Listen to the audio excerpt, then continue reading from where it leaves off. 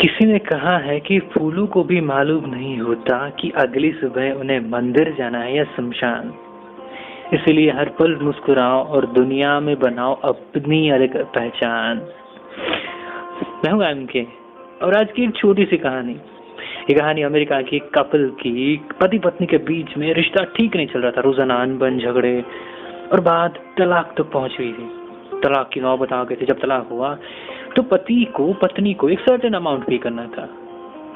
वो पैसा इतना ज्यादा था कि उसने सारा पैसा तो दे दिया और अपने पास में देखा, जेबें टटोली तो इसके पास में केवल $70 ही बचे थे।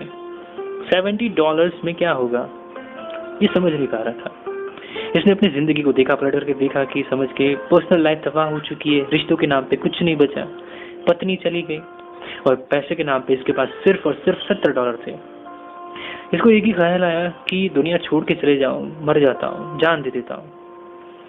ये ख्याल इसे आया ही था कि दूसरा ख्याल भी आ गया कि मेरे पास में $70 बचे हैं, थोड़ी मौज मस्ती करता हूँ, फिर मर जाऊंगा।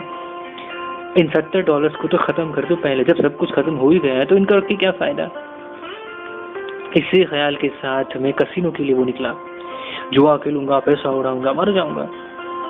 वहां पहुंचा तो लाइन लंबी थी। अपनी बारी का इंतजार करने लगा था। पास में की न्यूज़पेपर पढ़ा था, उसने पढ़ने लगा था। उस अखबार में एक बड़ी खबर दिखी जिसमें लिखा था कि सरकार ने एक बड़े खदान को, गोल्ड माइन, जिसमें सरकार ने ये सोच के खुदाई करना शुरू किया था कि सोना निकलेगा, उस माइन को नीलाम करने का ऐलान किया गया है। और वो जो नीलाम की तारीख थी वो उसी दिन की थी। थोड़ी देर बाद उसका समय हो रहा था। पास ही में एक जगह थी, सुनसान जगह पे वो खदान थी।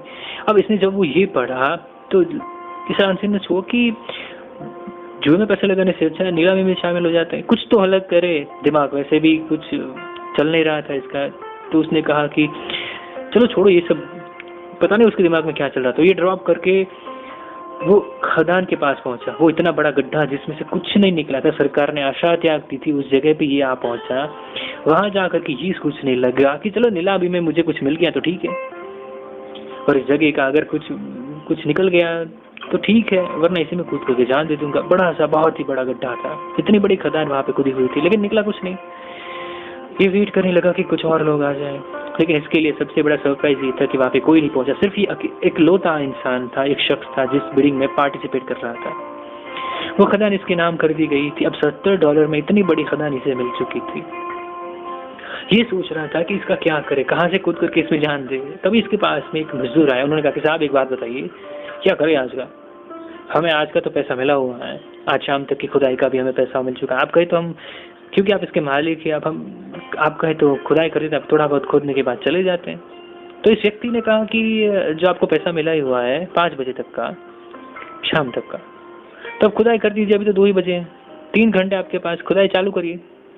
मजदूरों ने कहा खोदना शुरू करते हैं। लगभग 3 फीट खोदा और सबसे बड़ा सरप्राइज ये था कि सोना निकल गया। ये व्यक्ति उस गोल्ड माइन का मालिक था। आने वाले वक्त में बहुत बड़ा मिलियनर बना। जब एक बार इससे किसी ने पूछा बाद में कि जिंदगी और मौत के बीच में अंतर क्या है, तो इसने कहा सिर्फ 3 फीट का है अंतर है। छोटी सी कहानी है, ये मजेदार सी कहानी, लेकिन सिखा दी यही है कि जिंदगी में थोड़ा सा टाइम दीजिए, धैर्य रखिए, सब कुछ ठीक ही होगा। जब सब लोग आशा त्याग देते, अगर आप आशा रखते हैं, अगर आप उम्मीद रखें, तो जिंदगी में कमाल होता ही होता है। उस सोने की खदान के पास में कोई नहीं पहुंच रहा था। लोगों ने सोचा कि गड्ढा है, इतने बड़े गड्ढे को लेकर क्या करेंगे। उस नीलामी में अकेला आदमी इंसान पहुंचा और इसने खुद भी जिंदगी की आशा भी त्यागी हुई थी। ऐसा लग रहा था कि चलो एक बार ये कोशिश करके देख लेते हैं, इसके ऊपर और पैसा लगाते हैं। छोटी सी किरण थी पास उम्मीद की। ये तो ये भी सोच रहा था कि जो होगा देखा जाएगा इसमें, लेकिन ऊपर वाले के पास में इसके लिए कुछ अलग ही प्लान था। उन्होंने इसकी जिंदगी में कमाल कर दिया। थोड़ा सा वक्त देंगे, चीजें अपने आप ठीक हो जाएंगी। थोड़ा सा सब्र रखिए, अपने आप का भी टाइम आएगा। जिंदगी में धैर्य के साथ ऊपर वाले का आशीर्वाद बहुत जरूरी है। इसी के साथ मैं आपसे लेता हूँ विदाई और अलविदा में कहता हूँ। याद रखिए, अलविदा का मतलब ये नहीं होता कि कभी नहीं मिलेंगे। हो सकता है कुछ दिन लग जाए, कुछ साल लग जाए, लेकिन फिर से मिलने के लिए बिछड़ना जरूरी होता है।